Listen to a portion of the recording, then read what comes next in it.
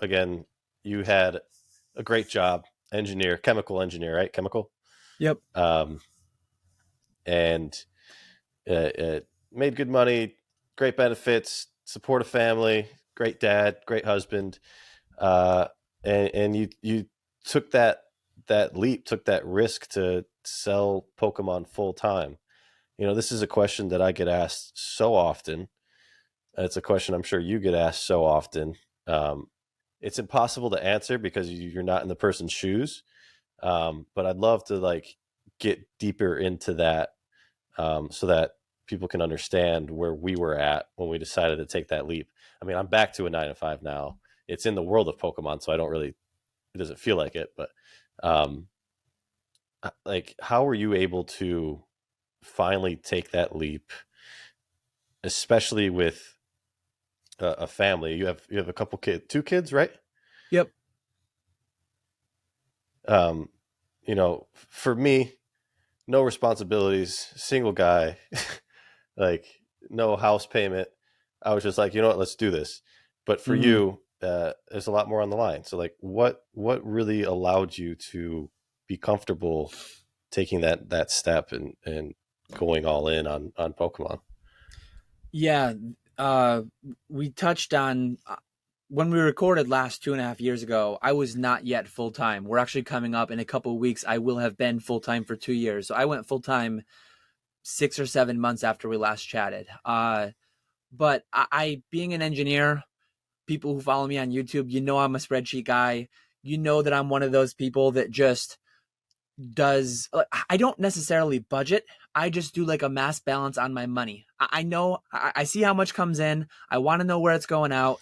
A big part of Yeah. my job as an engineer was to track literally every gram of every metal going through our process, through the wastewater, through like into the end product, into the recycle streams. And so I do that with my finances, and I always have. So family of four. Back when we talked, I had just had my second child then, so she's going on 3 now. It's crazy. But I had a really good grasp on what our lifestyle cost. We live quite uh frugally. We don't have a strict budget per se, but we live on $4,000 to $5,000 a month. We are a family of four in upstate New York, kind of in the woods.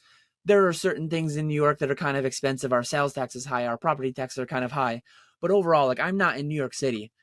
So we live on 4 to 5 grand a month for a family of four, and my wife's a teacher. Teacher salaries are not spectacular, not amazing, but they have very good benefits. And she makes gross pretty much enough to cover our day-to-day bills. So that was one massive part of like my financial foundation that gave me the ability to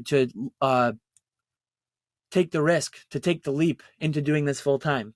Another part, as I mentioned the last time we talked in 2020, I paid all my debt off. I was paying my debt off with multi-$1,000 cases of Evo, and with $1,000 Eevees and Pikachus we talked about so much. And having that foundation in place, it wasn't even that much of a risk. Like, I knew I was quitting into kind of a popping bubble at the time. And then come to Hmm. find out that the bubble didn't so much pop as it just kind of like morphed and moved across like what's going on right now in ultra modern Japanese and some of these promos. Like, it's absolutely insane, almost as insane as the $1,000 Eevees and stuff. Some of it that's going on. So I had a really big So foundation that I was able to go yeah, into, and without all that, it would have been hard to be honest. yeah, and so great support from the wife. Again, grinding out a full time job for how many years were you engineer? I was an And engineer you for, were at the same place yep, the whole time. Like a week after my 10-year anniversary, I put in my 2 week notice. So 10 just over years. 10 years. Yeah, and I was always a So saver. Like, we had the two yeah. salaries, and we were both saving well, like pretty much maxing out retirement accounts. So all my accounts, everything was showing that we were ahead of where we had to be and forecasting everything out into the future. Um, 2020, like, I netted more on the side as an eBay seller than I made like as a chemical engineer. So that was an easier part too. Right. And I knew, like, Yeah. Today, if you had asked me 2 years ago when I quit, would I be making the same or more in 2023 doing this full time? I would have guessed no, but I'm making more than I was in 2021. Like I couldn't be happier with the way the markets turned out. And obviously a lot of prices did come down 70, 80% from 2020, but some things stayed flat. Some things are up 10x from where they were then. It's just kind of moved into different aspects of the market, right?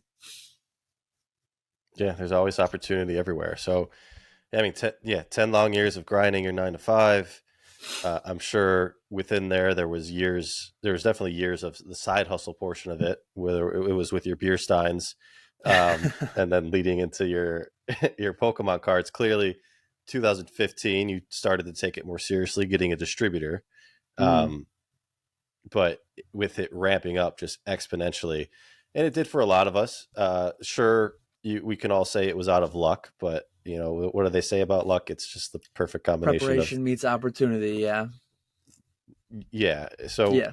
we were all there, and in some ways ready for it, I guess. So it took for you that long, a solid, steady job, consistency with building up a side hustle that just exponentially grew and gave you that opportunity to pay off your debt and do all that stuff. So, um, it's a little different for me where, I mean, the one thing that just like led me to taking that leap at the time was what you said. Um, I made more money at my Pokemon hobby than I was at my day-to-day job, and I it was easier for me to just be like, all right, let's give this a try. Sure, it's Mm-hmm. still risky, but let's give this a try and just go do it.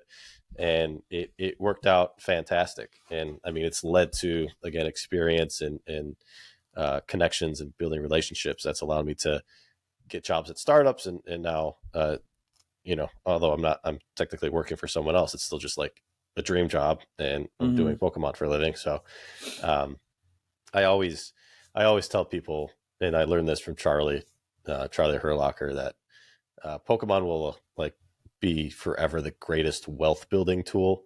So having it on the side is honestly probably the best place it can be if you're trying to get to the point that you're at, where your debt's paid off, house is paid off, everything, and you're able to handle all that. But if you're still working on getting a home, still working on starting a family, still building that position in your life, don't quit your day job. Use Pokemon as a tool to get to that point. That's probably the best advice that I've gotten from Charlie, and that I try to pass along to people. Thank you so much for watching. If you enjoyed that clip, be sure to check out the full video podcast right here.